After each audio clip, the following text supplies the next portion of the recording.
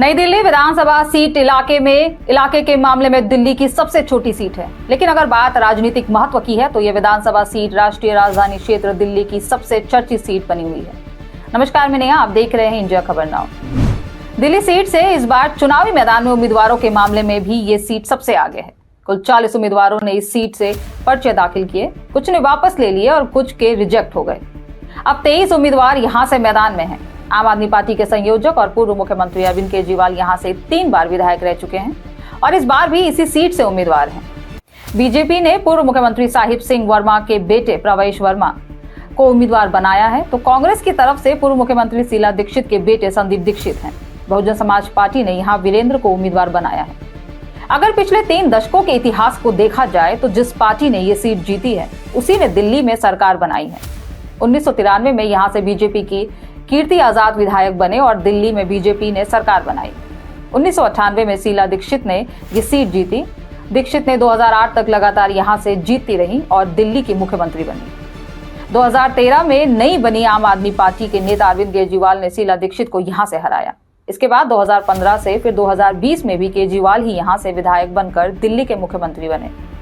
पिछले चुनाव में केजरीवाल ने यहां से 61% तक मत हासिल किए थे, जबकि साल 2015 के चुनाव में उन्होंने 64.34% वोट जीते थे। 2013 में जब केजरीवाल पहली बार यहां से चुने गए थे तो उन्होंने 53.46% मत हासिल किए थे। यानी केजरीवाल पिछले 3 विधानसभा चुनाव में हर चुनाव में 50% से अधिक वोट हासिल कर चुके हैं। इस दौरान कांग्रेस का मत प्रतिशत इस सीट पर लगातार गिरता रहा है। पिछले चुनाव में कांग्रेस को यहां से सिर्फ 4% के आसपास ही मत मिले थे, जबकि बीजेपी के हिस्से लगभग 33% मत आए थे। अपने उदय के साथ ही दिल्ली की सत्ता पर काबिज हुए आम आदमी पार्टी को अब तक दिल्ली में एक तरफा वोट मिलते रहे हैं। पिछले चुनाव में पार्टी ने 70 में से 62 सीटें जीती थी, लेकिन अब लगभग 12 साल के शासन के बाद आम आदमी पार्टी के लिए दिल्ली में सत्ता बनाए रखना एक चुनौती बन गया है। पार्टी के बड़े नेता भ्रष्टाचार के आरोप में फंस चुके हैं। कथित शराब घोटाले में जेल गए अरविंद केजरीवाल ने जमानत मिलने के बाद मुख्यमंत्री पद छोड़ते हुए कहा था कि अगर दिल्ली की जनता उन्हें फिर से चुनेगी तभी वे सीएम के पद पर लौटेंगे। 2020 में यहाँ 1,46,000 मतदाता थे, अब ये संख्या 1,90,000 के आसपास है। यहाँ अधिकतर सरकारी कार्यालय हैं। इसके अलावा कुछ झुग्गी बस्तियां और कॉलोनियों को छोड़कर अधिकतर इलाका पॉश है, जहाँ रईस रहते हैं। सांसदों के सरकारी आवास भी इसी सीट के इलाके में आते हैं।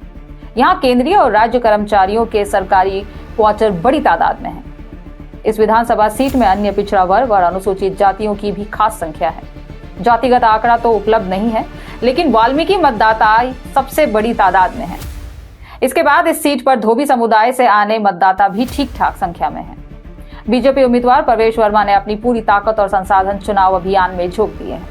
प्रवेश वर्मा के सरकारी मकान 25 दिसंबर को जब कुछ महिलाएं हाथ में लाडली योजना का गारंटी कार्ड और 11 रुपए लेकर निकली तो आम आदमी पार्टी ने खूब हंगामा किया।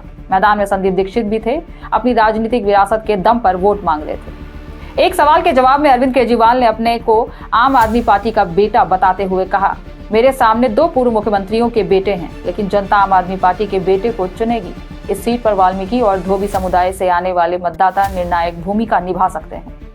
अनुमानों के मुताबिक यहाँ वाल्मीकि मतदाताओं की तादाद 20,000 के करीब हो सकती है, जबकि धोबी समुदाय के मतदाता 15,000 के आसपास हैं। इस वीडियो में इतना ही। वीडियो अच्छी लगे तो शेयर कर दीजिए। हमारे चैनल इंडिया खबर नाउ को सब्सक्राइब कर दीजिए और यदि कोई सुझाव देना चाहते हैं तो कमेंट बॉक्स में आपका स्वागत है। नमस्कार।